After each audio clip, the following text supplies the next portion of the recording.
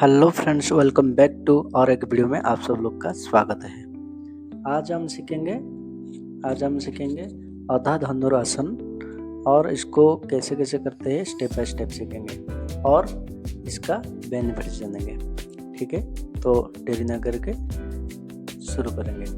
तो पहले मेड का ऊपर हम लोग ने ये कर लिया। फिर हमको इस तरह से घूम के लेट जाना है। लेटने के बाद इसको हमको इस तरफ से कोबरा पोज में आ जाने का है। कोबरा पोज में आके ऊपर की तरफ देखने का है। सांस को मीडियम रखेंगे। मीडियम रख के सांस को हम ऊपर की तरफ देखेंगे। ये करने पर हमारा जो कमर होता है ना, स्पाइनल कॉर्ड ना, वो ये होना शुरू हो जाता है, फ्री होना शुरू हो जाता है। जब वो फ्लेक्सिबिलिटी होना शुरू हो जाता है तो वो आसन करने के लिए हमारे लिए इजी हो जाएगा। फिर इसको हम 30 से 1 सेकंड तक होल्ड करेंगे। फिर दूसरा पोज हम करेंगे, डाउन, धीरे धीरे नीचे आएंगे।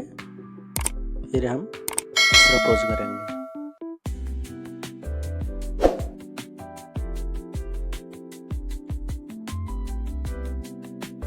फिर से ये वाला हो गया हमारा एक स्टेप। उसको 1 से लेकर 30 सेकंड से लेकर एक मिनट तक उसको होल्ड रखेंगे। फिर हम वज्रासन में जाएंगे। वज्रासन में जाके जमीन में लेट जाएंगे। पैर को फोल्डिंग रख के जमीन में लेट के उसको भी 30 से 1 मिनट तक होल्ड करेंगे। इसमें क्या होता है दोस्तों, ये जो धनुर आकार बनता है ये लेग को फ्लेक्सिबिलिटी बनाता है। लेग को ऊपर उठाने का टाइम फ्लेक्सिबिलिटी बनाता है। ये करने पर लेग फ्लेक्सिबिलिटी हो जाता है।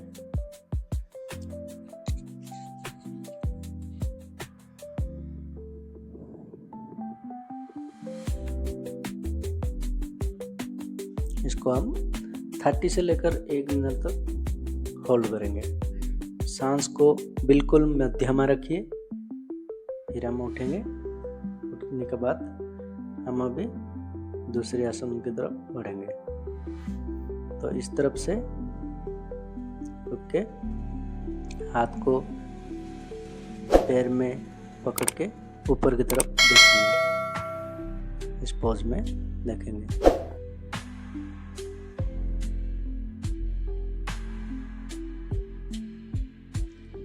इस पोज में देखेंगे। इस तरफ होल्ड करके देखेंगे। ये करने पर और भी कमर का जो लेग का जो फ्लेक्सिबिलिटी है वो और बढ़ जाता है, जिस फल में हमको धनुरासन करने में इजी हो जाता है। फिर इसको भी 1 से 30 सेकंड तक होल्ड रखने का है। ओके, अभी फाइनल स्टेप में आएंगे। फिर हमको पैर को पीछे की तरफ करके लेट जाने का है। फिर लेग को पकड़ने का है। इस तरफ से लेग को पकड़ने का है। फिर हाफ हम उठेंगे। बिल्कुल गर्दन को ऊपर रखेंगे। लेग को भी ऊपर रखेंगे। इसको भी होल्ड रखने का है। होल्ड रखने का 30 to 1 मिनट तक होल्ड रख सकते हैं। सांस को बिल्कुल मीडियम रखिए और को करते रहिए। फिर हम छोड़ के 1 मिनट 30 सेकंड के लिए रिलैक्स करेंगे। इसको आराम से करने का, कोई स्पीड में करने का जरूरत नहीं। आराम से स्टेप बाय स्टेप करिए। इसका फायदा दोस्तों ये होता है कि हमारा जो हाथ का और लेग का जो मसल्स होता है ना, वो थोड़ा स्ट्रेंथ हो जाता है। फिर इस तरफ से हम गर्दन को उठा के डाउन करेंगे। फिर लेग को भी इस तरफ से उठाएंगे, डाउन करेंगे। फिर पकड़ेंगे, लेग को फिर पकड़ेंगे। फिर पकड़ने के बाद हम उठाएंगे। अभी धीरे धीरे सांस को लेते हुए उठाएंगे। फिर फोल्डिंग करके सांस को इस तरफ से उठाएंगे। उठा के इसको होल्ड करके रखने का है। ज़्यादा नहीं, 30 सेकेंड 30 सेकेंड 1 मिनट तक तो बिगिनर के लिए 30 सेकेंड बहुत बढ़िया है। वो छोड़ने का दोस्तों आराम से छोड़ने का है, एक एक करके छोड़िए। मेरा तो एक्सपीरियंस है, मैं ऐसा छोड़ लेता हूँ, लेकिन आप लोग एक एक पैर को छोड़िए। फिर 30 सेकेंड के लिए आराम कीजिए। फिर और एक ट्राई करेंगे। फिर से पकड़ेंगे, दोनों उंगली को पकड़ेंगे। पैर को पकड़ने के बाद फिर घुमाएंगे। ओके, फिर 30 सेकेंड तक होल्ड करेंगे।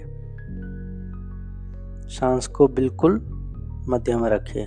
सांस को जितना मध्य में रखिए तो कमर में उतना लचीलापन आना शुरू हो जाता है। ओके, होल्ड करेंगे।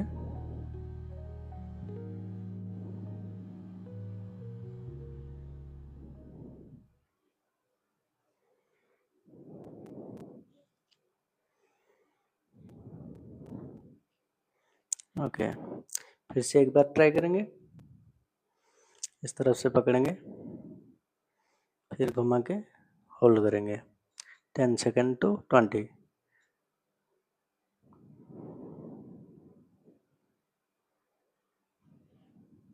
ओके,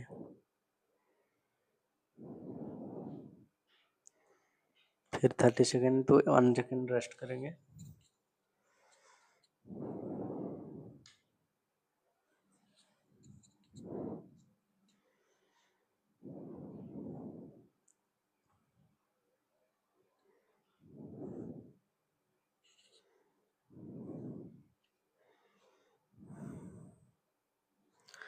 तो दोस्तों ये था धनुरासन।